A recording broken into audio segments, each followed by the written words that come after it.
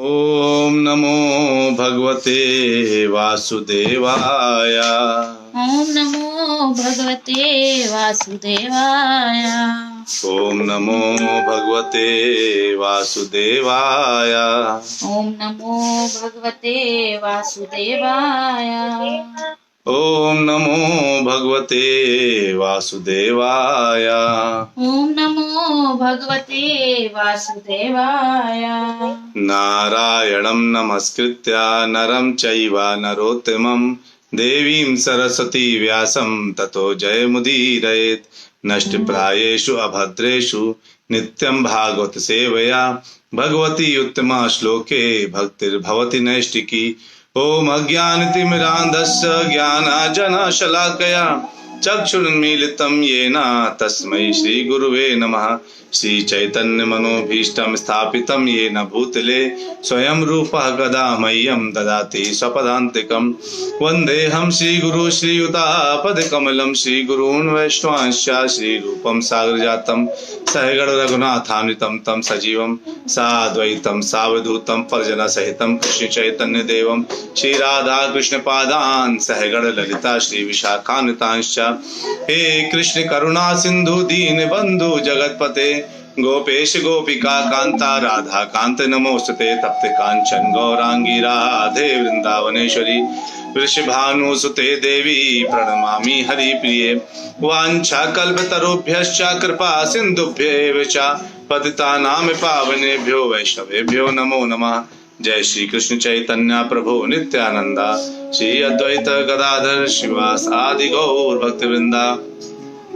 हरे कृष्णा कृष्ण कृष्ण हरे हरे हरे राम राम राम हरे हरे। हरे कृष्णा कृष्ण कृष्ण हरे हरे हरे राम राम राम हरे हरे। हरे कृष्णा कृष्ण कृष्ण हरे हरे हरे राम राम राम हरे हरे। नमो विष्णुपदाय कृष्ण।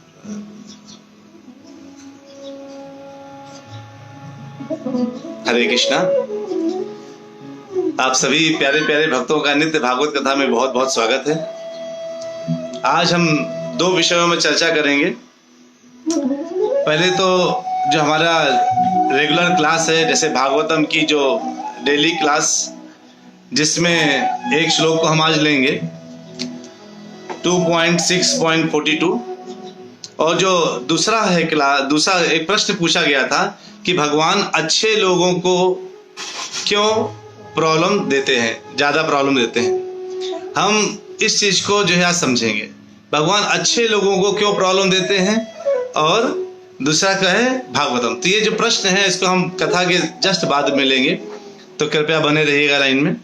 और अभी हम देख रहे हैं कि किस तरह से ब्रह्मा जी एक एक करके भगवान के कई गुणों के बारे में बताने में लगे हुए है ना। कितना जो है, कितने प्रश्नों को, कितने नारद जी के प्रश्नों के उत्तर दिए और उसमें कितनी बातें रिवील करी भगवान के बारे में जो हम लोगों को पता नहीं थी। तो भगवान ब्रह्मा जी ने हमारे लिए कितना कल्याण का कार्य किया कि अगर हमें ये पता चल जाए कि हमारे जीवन का मतलब क्या है, ये जो हम सांस ले रहे हैं, ये जो हमें दिमाग दिया गया है, ये जो हमें बोलने के लिए जिह्वा दी गई है और देखने के लिए आंखें दी गई हैं, इन सब के क्या महत्व है, इस सृष्टि कैसे बन गई, क्यों बनाई गई ये सृष्टि, इसका कारण क्या है। अगर हमें ये पता चल जाए तो शायद हमारा जीवन एक सही दिशा में चलने लगे। अभी तो हम जैसे मर्जी वैसे जी लेते हैं। हम सुबह उठते हैं, अपने कार्यों में लग जाते हैं, जो भी हमारा नित्य कार्य है, सुबह उठना, कई लोग सुबह सुबह न्यूज़पेपर पढ़ते हैं, उसके बाद ऑफिस चले जाते हैं, शाम को घर में आते हैं, डिनर करते हैं और सो जाते हैं। अगर इसी तरह से जीवन निकल गया तो लास्ट में ऐसा ना हो कि पता चले अरे मुझे तो ये करना था। तो ब्रह्मा जी ने हमारे ऊपर कितनी कृपा करी है। ब्रह्मा जी परम पिता और परम गुरु हैं। तो परम पिता है और परम गुरु, उन्होंने जो हमें ज्ञान दिया है ये हमारे लिए बहुत सौभाग्य की बात है। तो इधर आज के दिन वो कहते हैं कि आज वो बता रहे हैं कि सृष्टि का निर्माण कैसे हुआ, पहला कौन व्यक्ति था जो आया, कौन था जो फर्स्ट पर्सन, वो किसका एनर्जी है, ये कौन है, ये सब हमें जो है आज पता चलेगा। कहते हैं आद्योऽवतारः पुरुषः परस्य कालः स्वभावः सदसन्मनश्च द्रव्यं विकारो गुण इंद्रियाणि विराट स्वराट स्थास्नु चरिष्णु भूम्नः विराट सराट स्थास्नु चरिष्णु भूम्नः। ये है 2.6.42 2.6.42वां श्लोक। इसमें बहुत स्पष्ट शब्दों में ब्रह्मा जी ने बोला है कि पहले पुरुष कौन है। जो कहते हैं कारणाण वशाई विष्णु ही परमेश्वर के प्रथम अवतार है। कौन है कारणाण वशाई विष्णु? जो कारण सागर में लेटे हुए हैं उनको महाविष्णु भी बोला जाता है। महाविष्णु सबसे पहले अवतार के रूप में भगवान कृष्ण के अवतार के रूप में आते हैं और वो क्या करते हैं, वो जब देखते हैं सृष्टि का निर्माण करना है तो अपनी सृष्टि को डालते हैं और उस तरह से करके वो प्रकृति का निर्माण होता है, सृष्टि का निर्माण होता है। तो हम थोड़ा सा पढ़ेंगे अभी कैसे। तो वो प्रथम पुरुष होने के नाते अब क्वेश्चन ये आता है कि हमें यहाँ क्यों भेज दिया गया। आखिरकार हम जब कहाँ पर थे, हम सनातन भगवान के साथ थे। तो कई बार क्या होता है, जिस तरह से हम अपने माता पिता के साथ होते हैं, हमें स्वतंत्रता चाहिए, हम स्वतंत्र होना चाहते हैं। तो क्या होता है, हम यहाँ पर जो है, क्योंकि हम फ्री विल, हम स्वतंत्र हैं और हम आकर के क्या करते हैं, यहाँ पहुंचते हैं और यहाँ पर क्या आकर हम सोचते हैं कि हम स्वतंत्र हैं, फ्री हैं, और उस फ्रीडम के चक्कर में हम हमेशा बंधे रहते हैं। तो जो भगवान से जुड़ा हुआ है वो स्वतंत्र है और जो भगवान से अलग हो गया वो बंध जाता है। कितना बड़ा विज्ञान है ये। जो भगवान से स्वतंत्र होना चाहते हैं, मैं तो स्वतंत्र फ्री विल जीना चाहता हूं, आराम से रहना चाहता हूं, वो यहाँ पे आकर के बंध जाते हैं बंधन में। और जो भगवान के साथ जुड़े रहना चाहते हैं, जो उनके शरणागत रहना चाहते हैं, वो हमेशा स्वतंत्र रहते हैं। ये अलग है। हमें बांधता कौन है? तो सोचिए, अगर कोई व्यक्ति घर से बाहर निकल जाए और घर से बाहर निकलने के बाद वो क्या करे कि कुछ भी अपनी इच्छा अनुसार किसी को मारे, किसी को पीटे, जैसी मर्जी आए वैसे रहना शुरू करे, तो क्या होगा? अगर वो ऐसा करेगा तो उसको पुलिस पकड़ लेगी और उसको जेल में डाल देगी और जेल में डाल करके उसको सजा देगी। और सजा देगी तो उसको याद आ जाएगा, अरे मैंने तो गलत करा, मैंने ऐसा क्यों किया, मुझे वापस अपने घर जाना चाहिए, मैं सुधारूंगा। और वो क्षमा याचना करता है और फिर अपने घर वापस जाता है।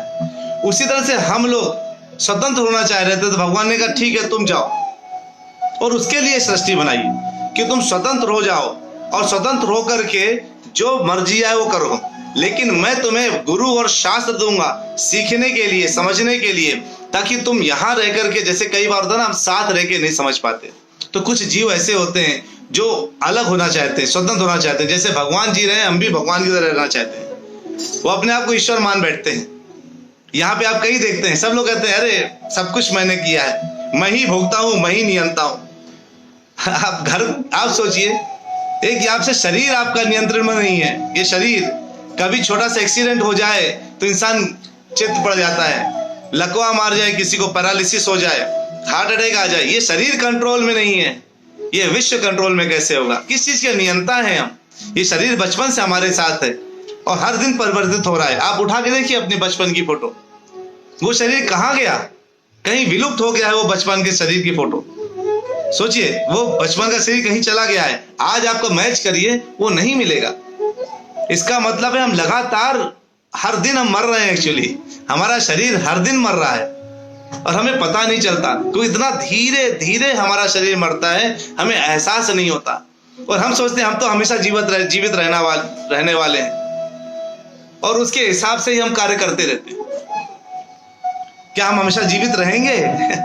एक से एक राजा महाराजा आए और आके चले गए, वो जीवित नहीं है। वो सोच रहे थे वो बहुत कुछ कर ले जाएंगे, लेकिन वो कुछ नहीं कर पाए। क्यों? क्योंकि उनको यह नहीं पता चला कि मेरे जीवन का रहस्य क्या है, मेरे जीवन का मतलब क्या है। अरे मेरे जीवन का क्या मतलब है जब तक मुझे यही नहीं पता होगा मैं जी किस चीज के लिए रहा हूं।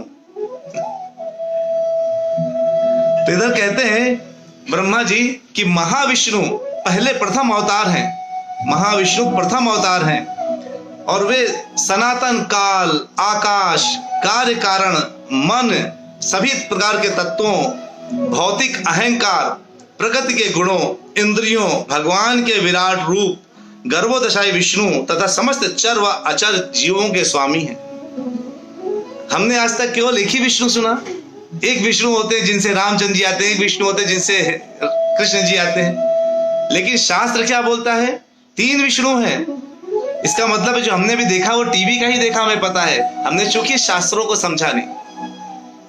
तो शास्त्र बोलता है कृष्ण भगवान क्या है? ईश्वरः परमः कृष्ण सच्चिदानंद विग्रह अनादिर आदिर गोविंद सर्व कारण कारणम। ईश्वर परम कृष्ण है, परम ईश्वर कृष्ण है।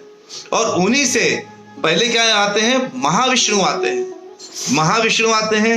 महाविष्णु से गर्भोदशाई विष्णु आते हैं और गर्भोदशाई विष्णु से सारे लोग आते हैं, जैसे ब्रह्मा, विष्णु, महेश, क्षीरोदशाई विष्णु। तो 3 विष्णु हो गए, महाविष्णु, गर्भोदशाई विष्णु और क्षीरोदशाई विष्णु। महाविष्णु के रोम छिद्र से ब्रह्मांड निकलते हैं, उनकी श्वास से ब्रह्मांड निकलते हैं और उसी ब्रह्मांड में महाविष्णु गर्भोदशाई विष्णु के रूप में आ जाते हैं। इस तरह से सृष्टि बनती है। तो सृष्टि का निर्माण कैसे हुआ? सबसे पहले क्या है? भगवान कृष्ण जो अपने गोलोक धाम में है। आज हमारा टॉपिक यही है, सृष्टि का निर्माण कैसे हुआ। समझिए, बहुत महत्वपूर्ण है।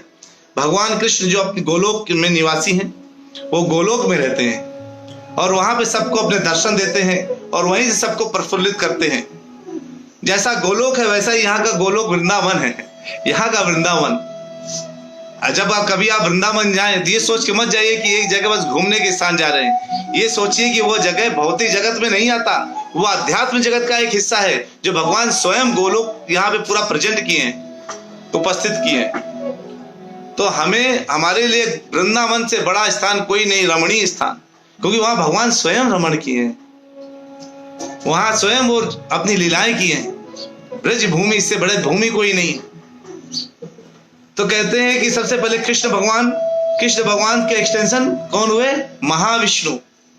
महाविष्णु ने विचारा कि भौतिक सृष्टि अब बननी चाहिए, तो उनके रोम छिद्रों से और उनके श्वास के द्वारा ब्रह्मांड निकलते हैं और वो ब्रह्मांड जो रोम छिद्रों से और श्वास के द्वारा निकलते हैं, उस ब्रह्मांड में, ये जिसमें हम लोग रह रहे हैं, ढेरों ब्रह्मांड निकलते हैं। हर ब्रह्मांड में भगवान महाविष्णु गर्भोदशाई विष्णु के रूप में प्रवेश कर जाते हैं। और जैसे एक पूरे अंडे के आकार को सोचिए, अंडे के आकार, इसीलिए ब्रह्म का अंड, ब्रह्मांड, उसमें सबसे नीचे गर्भोदशाई विष्णु लेट गए सागर में और उनके नाभि से कमल से ब्रह्मा जी निकलते हैं और वो ब्रह्मा जी फिर सृष्टि सोचते हैं और फिर सृष्टि को सोच करके वो आगे, यानी एक्सटेंशन कैसे हो रहा है? महाविष्णु से गर्भोदशाई विष्णु और गर्भोदशाई विष्णु से ब्रह्मा जी, गर्भोदशाई विष्णु से ही क्षीरोदशाई विष्णु, जो विष्णु पालन का कार्य करते हैं, जो आप देखते हैं, जो दिखाया जाता है नीले कलर के, जो टीवी में आपने देखा है। और जितने अवतार हैं आगे, वो सारे क्षीरोदशाई विष्णु से होते हैं। फिर जो छोटे छोटे अवतार हैं, भगवान के मल्टीपल अवतार।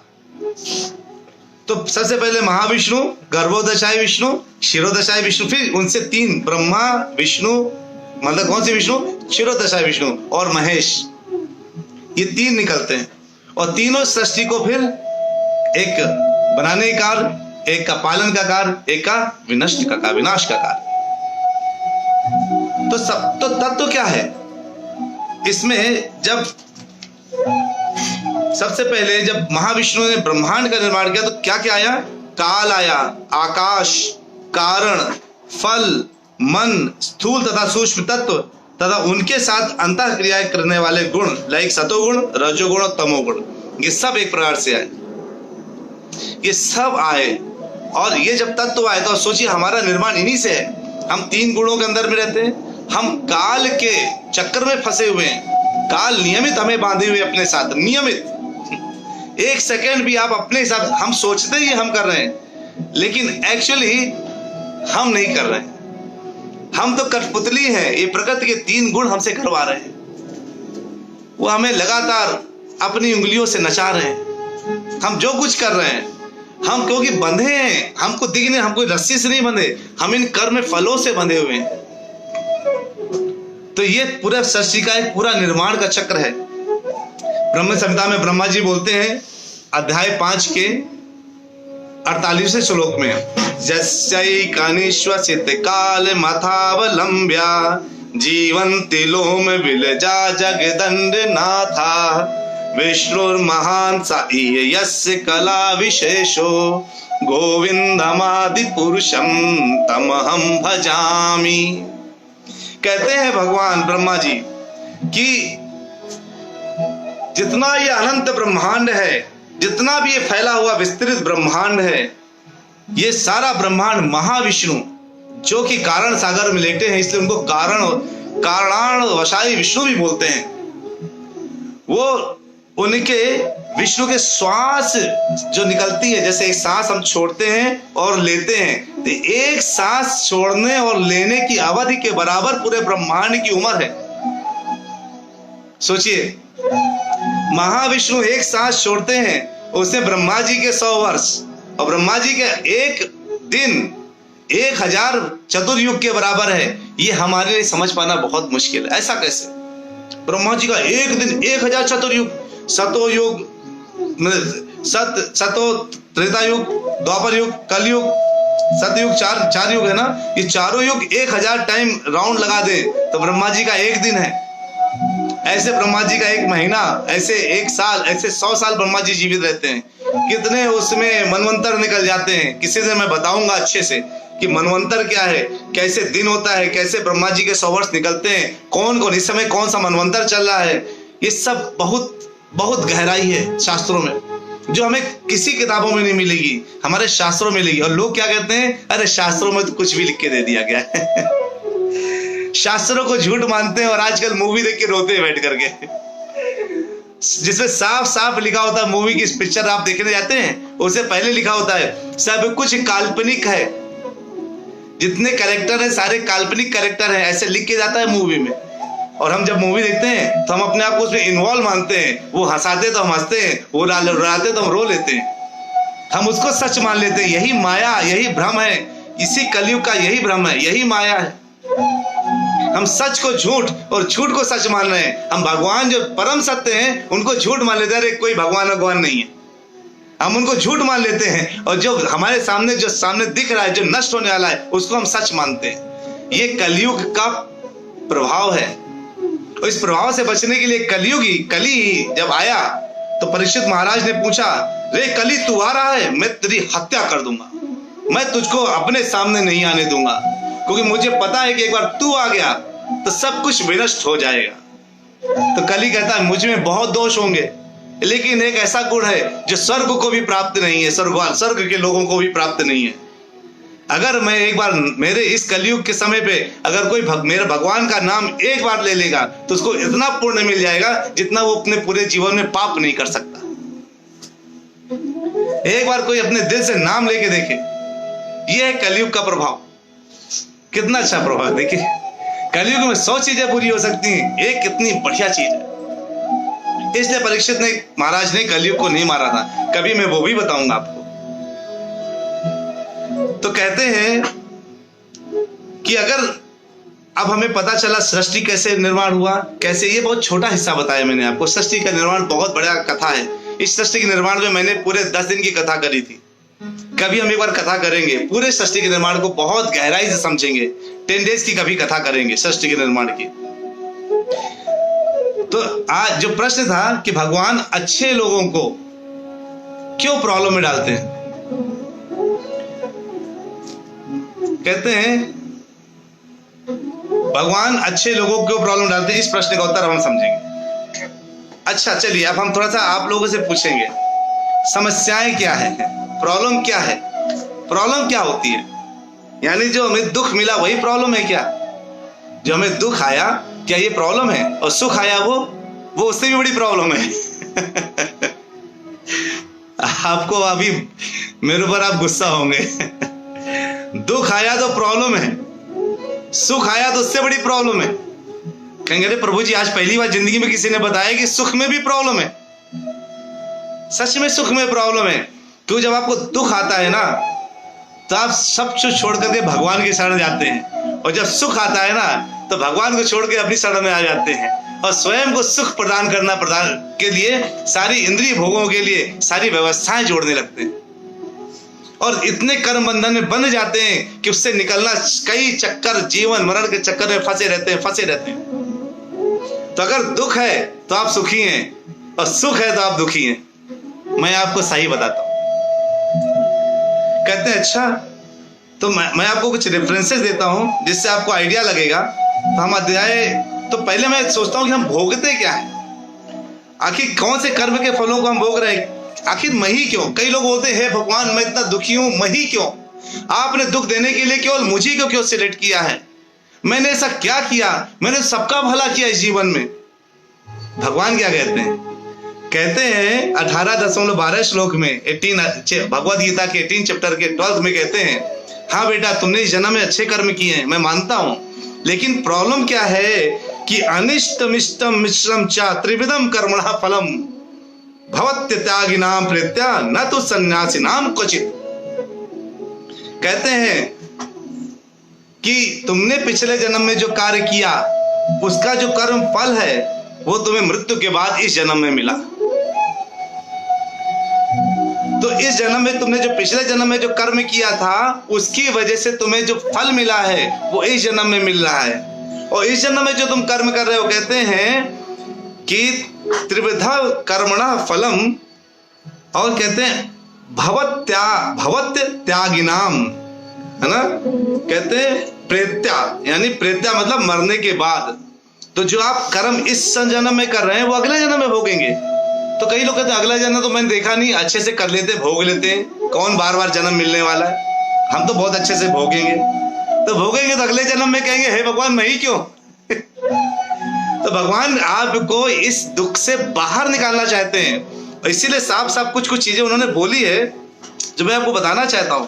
यानी 18.12 श्लोक में आपको पता चलेगा इस जन्म में आप जो भोग रहे हैं, अच्छा भोग रहे हैं या बुरा भोग रहे हैं, या कुछ दुख मिल रहा है या सुख मिल रहा है, उसका कारण भगवान ने बोला है कि जो ये मिश्रित फल मिल रहे हैं तुम्हें, कभी सुखी होते हो कभी दुखी होते हो, ये पिछले जन्म के कारण मिल रहे हैं, पिछले जन्म के कर्म के कारण मिल रहे हैं। भगवान ने साफ साफ बोल दिया।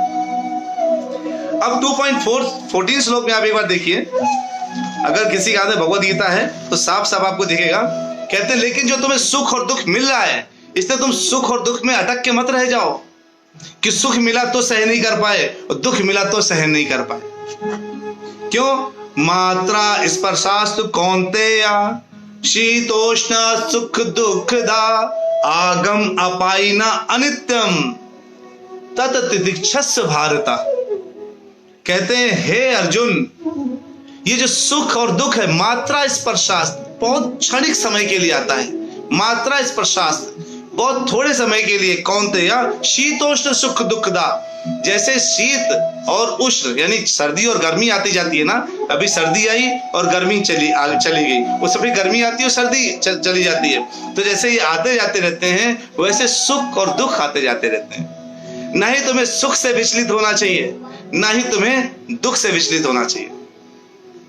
तो भगवान ने बोला कि अगर तुमने जन्म ले लिया है तो तुमको इस सुख और दुख से विचलित नहीं होना चाहिए, क्योंकि जब तुम विचलित नहीं होगे, क्यों? क्योंकि अभी दुख है ना तो सहो। कहते तत् तितिक्षस्व भारता, तितिक्षस्व मतलब सहना सीखो, कहते उसको सहो। तो भगवान तो अर्जुन के मन में आया, अरे मैं तो हर बार जन्म लेता रहूंगा, अगर मैं बार बार जन्म लूंगा तो मुझे बार बार ये दुख होते रहेंगे, तो उसका क्या सलूशन हो सकता है? तो भगवान ने उसके इस बात को समझा। फिर कहते हैं कि तुम्हें अगर बार बार जन्म मृत्यु के चक्कर से बचना है तो क्या कर सकते हो? कहते हैं 2.51 श्लोक, मैं आपको रेफरेंस में बता रहा हूं कि हमें अच्छे लोगों को दुख क्यों मिलता है। मैं भी उसको उसी का आंसर कर रहा हूं और लास्ट में जाके एक कमेंट करूंगा, बैठे रहिएगा सुनते रहिएगा। 2.51 यानी 51 श्लोक क्या बोलते हैं? कर्मजम बुद्धि युक्ता ही फलम त्यक्त्वा मनीषिणः जन्म बंध विनिर्मुक्ता पदम गच्छन्त्य नामयम। कह रहे हैं कि भगवत भक्ति में जो बड़े बड़े ऋषि मुनि लगते हैं ना, और जो हम जैसे गृहस्थ लोग जो घर परिवार में रहते हैं, नौकरी करते हैं, बच्चे वाले लोग हैं, हमारे लिए भगवान की भक्ति करना, कहने का मतलब क्या है कि भगवान को सेंटर में रख के कार्य करना, अगर हम लगातार करते रहते हैं और अपने कर्मों के फल का परित्याग करने का प्लान करते हैं तो हम इस जन्म मृत्यु के चक्कर से छूट जाते हैं। कितना आसान है। तो जन्म, इसी जन्म में जो कष्ट मिल गए, अगला जन्म तो भगवान के धाम जाएंगे। तो भगवान ने बहुत स्पष्ट शब्दों में बताया है। और भगवान ये भी कहते हैं कि आखिर ऐसा कौन है जो इस जन्म मृत्यु के चक्कर से बचने के लायक हो जाता है, कौन जाता है। फिर कहते हैं 2.57 को अगर आप श्लोक देखेंगे, उसमें कहते हैं यह सर्वत्रानिभिस्नेह तत्त प्राप्य शुभाशुभम नाभिनन्दति न द्वेष्टि तस्य प्रज्ञा प्रतिष्ठिता। कहते हैं जो शुभ की प्राप्ति से ना हर्षित होता है और अशुभ की प्राप्ति से ना कि दुखी होता है। मतलब कष्ट आया तो दुखी हो गए, अगर पैसा आया, बहुत लक्ष्मी आ गई, बहुत खुशी मिल गई, नौकरी मिल गई, शादी हो गई तो बहुत सुखी हो गए, खुश हो गए। इन दोनों में जो संभाव रहता है वो क्या होता है, वो पूर्ण रूप से अपने मन द्वारा स्थिर होता है और वो क्या कर सकता है, वो भगवान की प्राप्ति के लिए तैयार हो जाता है। और लास्ट में भगवान बहुत अच्छी बात बोलते हैं। क्या बोलते हैं, अगर आप 2.72 खोल लीजिए, क्या कहते हैं कि ऐसा ब्राह्मी स्थितः पार्थ नयना प्राप्त विमुह्यति स्थित्वास्यामंत कालेपि ब्रह्म निर्वाण मृच्छति। कह रहे हैं कि इस भौतिक जगत में आपने जन्म ले लिया है, अगर आपने जन्म ले लिया है, कष्ट मिल रहे हैं, सुख मिल रहे हैं, इन सब से अगर मोहित नहीं हो रहे हैं, अगर अलग हैं और अगर भगवान का लगातार स्मरण दिन में कर रहे हैं, हरे कृष्णा कृष्ण कृष्ण हरे हरे, हरे राम राम राम हरे हरे, इनको लगातार भगवान को अपने दिमाग में बिठा के रखें, तो अंत काल में जब आपका अंतिम सांस निकल रही होगी तो कृष्ण ही मुंह से निकलेगा, गोविंद नारायण ऐसा ही आपके दिमाग में आएगा। और जब वो दिमाग में वो आएगा, कृष्ण आपके दिमाग में आएंगे, तो भगवान कहते हैं जैसे ही तुमने मुझे अंतिम समय में याद किया तो क्या हो जाएगा, तुम भगवत धाम में यानी मेरे धाम में प्रवेश करोगे। और उसकी वहां पे केवल क्या है, वर्तमान है, वहां ना भूत है ना भविष्य है, तुम्हें केवल सुख ही सुख है, आनंद ही आनंद है। तो पुराने जिसने जो भक्त इस वक्त, तो एक छोटी कथा है, एक ब्राह्मण था और एक चोर था, वो दोनों साथ में जा रहे थे। ब्राह्मण के पैर में कांटा चुभ गया, वो कांच का टुकड़ा पड़ा था, वो चुभ गया और बहुत खून निकलने लगा। और चोर को एक किलो सोने की थैली मिल गई। चोर बहुत खुश और ब्राह्मण दुखी। लेकिन ब्राह्मण इतनी में बचपन से भगवान की भक्ति करी थी कि उसको पता था कि ऐसा क्यों हुआ है, वो क्यों जानना चाह रहा था ऐसा क्यों हुआ है। तो उसने सीधे, ब्राह्मण जो बहुत पुराने ब्राह्मण बहुत तेज होते थे, सीधे कम्युनिकेट करते थे भगवान से। उसने भगवान को ध्यान लगा के पूछा ऐसा क्यों हुआ कि मैं जा रहा था और चोर जा रहा था, चोर को 1 किलो सोना मिला और मुझे मेरे पैर में कांच का टुकड़ा लग गया और खून निकलने लगा। भगवान ने उनको रियलाइज कराया ब्राह्मण को कि आज के दिन तुम्हारी मृत्यु निश्चित थी और आज के दिन ही उस चोर को राजा बनना था। लेकिन उसने अपने कर्मों के कारण उस राज्य, उसके कर्मों का, उसने सब कुछ, इतने कर्म के कार्य फलों के कारण उसके सारे पुण्य कर्म छीण होते गए और लास्ट में जाकर के उसको 1 किलो सोना मिला केवल, और तुम्हारी मृत्यु होनी थी, तुम्हें केवल कांच के टुकड़े से ही काम हो गया। कहने का मतलब है अगर अच्छे लोगों को दुख मिल रहा है तो उनको खुश होना चाहिए कि उनके कर्म फल का त्याग हो रहा है। उनको जितने फल जुड़ गए थे पिछले जन्म में वो सारे खत्म हो जा रहे हैं। भगवान उसको खरोच के निकाल रहे हैं और पूरा चित्त चेतो दर्पण मार्जन, पूरा चित्त इतना साफ हो जा रहा है कि केवल उसके हृदय में भगवान और भक्ति है और इस जन्म के बाद उसको अगला जन्म लेने की जरूरत नहीं पड़ेगी। उम्मीद करता हूं मैंने आपके प्रश्न का उत्तर दिया होगा। आप लोगों में और जिसके प्रश्न हो बिल्कुल फ्री होकर के डाल दीजिए। जो आज प्रश्न पूछेंगे उसके उत्तर हम कल उठाएंगे अपनी कथा में। तो अपने प्रश्नों को जरूर डालिए और अपने इन प्रश्नों को डाल करके आप लगातार मुझे एहसास दिलाएंगे कि आप मुझसे जुड़े हुए हैं। मुझे बहुत अच्छा लगेगा। तो जो है अब जितने भी प्रश्न आज लिख रहे हैं मैं पढ़ नहीं पाऊंगा, समय क्रॉस हो रहा है, तो मैं उनको सबको पढ़ूंगा और रिप्लाई करूंगा इसी मैसेज में। मेरे जुगेश प्रभु हैं और पुनीति माता जी लोग हैं, काफी प्रभु माता जी एफर्ट करते हैं आप लोगों को जोड़ने के लिए, सबको इन्फॉर्मेशन देने के लिए। वो आप लोग रिप्लाई करेंगे इसमें। अगर सारे प्रश्न होंगे वो मुझे सेंड कर दीजिएगा प्रभु जी लोग, माता जी आप लोग मुझे भेज दीजिएगा ताकि मैं कल के दिन आपको बाकी सब पूरे ग्रुप को उसके आंसर कर सकूं। तो बहुत बहुत धन्यवाद मेरे साथ जुड़ने के लिए आज के दिन। आप उम्मीद करते हैं भागवतम आपको पसंद आ रही होगी। नियमित भागवतम सुनते रहिए। केवल आधे घंटे की कथा में हम बहुत बड़े बड़े तत्वों की बात करते हैं। 9:30 से 10 आधे घंटे डेली। तो एक बार जोरदार हरे कृष्ण महामंत्र के साथ हम अल्प विराम लेंगे। मिलेंगे कल फिर से ब्रेक के बाद 9:30 बजे से 10 बजे तक के लिए। हरे कृष्णा कृष्णा कृष्णा हरे हरे, हरे रामा रामा रामा हरे हरे। बहुत बहुत धन्यवाद। मिलते हैं ब्रेक के बाद।